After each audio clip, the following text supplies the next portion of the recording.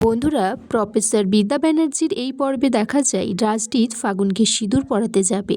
তখনই পিহু এসে বিদ্যাকে বলছে, তোমার ফোনটা অনেকক্ষণ বাজছে বিদ্যা, ফোনটা রিসিভ করো। বিদ্যা ফোনটা ধরলে প্রফেসর এস এম বলছে, আপনাকে ঠকানো হয়েছে, আপনার বাবা কাশ্যপ ব্যানার্জি আপনার সাথে প্রতারণা করেছে, কলেজের হোস্টেল ভেঙে দেওয়া হচ্ছে বুলডোজার দিয়ে। বিদ্যা তখনই না বলে চিৎকার করে ওঠে। তখন রাজদীপ ফাগুনকে আর সিঁদুরটা পরায় না। ফাগুন তারপর বলছে, মিস্টার রাজদীপ চ্যাটার্জি, আপনি আমাকে ঠকিয়েছেন। আর তার মাকে বলছে, আপনার স্বামী কাশ্যপ ব্যানার্জিও আমাকে ঠকিয়েছে, এখানে যারা যারা আছে সবাই আমার সাথে প্রতারণা করেছে। বিদ্যা তারপর তার কাকাকে ধাক্কা দিয়ে সেখান থেকে বেরিয়ে যায় কলেজে যাওয়ার জন্য, আর বলছে, আমি থাকতে কিছুতেই কলেজের জমি আমি অধিগ্রহণ করতে দেব না। রাজদীপ তারপর তার মাথা থেকে টোপর খুলে দেয় এবং মালাটাও খুলে ফেলে। তখন তোষা ব্যানার্জি বলছে যে, তুমি এগুলো কেন খুলছো, ফাগুনকে তো বিয়ে করবে। তখন রাজদীপ বলছে, মাফ করবেন, আমি অলরেডি সিঁদুরটা বিদ্যাকে পরিয়ে দিয়েছি। রাজদীপ ও ফাগুনকে বলছে যে, সরি, আপনাকে বিয়ে করতে পারবো না। তখন তার বাবা রাজদীপ চ্যাটার্জিকে বলছে, আমি জানতাম মানুষটা আপনি প্রতারক।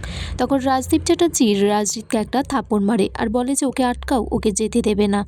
এদিকে বুলডোজারটা ধীরে ধীরে এগিয়ে আসছে কলেজের দিকে। তখন তার সামনে বিদ্যা ব্যানার্জি গিয়ে দাঁড়ায় আর একে একে সবাইকে মারে। তারপর রাজদীপ চ্যাটার্জিকে ফোন করে বলে, আপনার আর কাশ্যপ ব্যানার্জির সমস্ত প্রতারণা ধরা পড়ে গেছে। বিদ্যা বলছে, আমি থাকতে কলেজের একটা ইটও খসতে দেব না। তারপর তার ছাত্রছাত্রীকে বলে যে, কাল সকালে প্রেস আসা পর্যন্ত তোমরা সবাই কলেজেই থাকবে।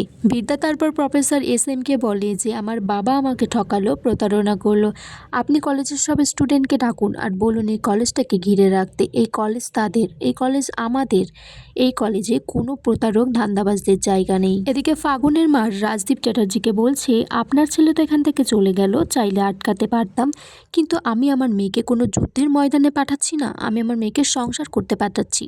আপনার ছেলেকে আমার মেয়ে খুব ভালোবাসে, এবার আপনি বলুন আমি কি করব। রাজদীপ চ্যাটার্জি তখন বলছে, আপনি আমার দিকে একা এইভাবে আঙুল তুলতে পারেন না, আপনার হাতের বাকি আঙুলগুলো কাশ্যপ ব্যানার্জির দিকে যাওয়া উচিত। রাজদীপ চ্যাটার্জি এটাও বলছে যে, বিদ্যা ব্যানার্জি আপনার মেয়ে, আপনি মানুন আর না মানুন বাকি সবাই জানে, কিন্তু আপনার মেয়ে এই পিসিসিআই কলেজের বায়োলজি ডিপার্টমেন্টে, এটা সবাই জানে, আর তাকে উড়িয়ে দেওয়া হবে। তখন পিহু বলছে যে, কি বলছেন আপনি।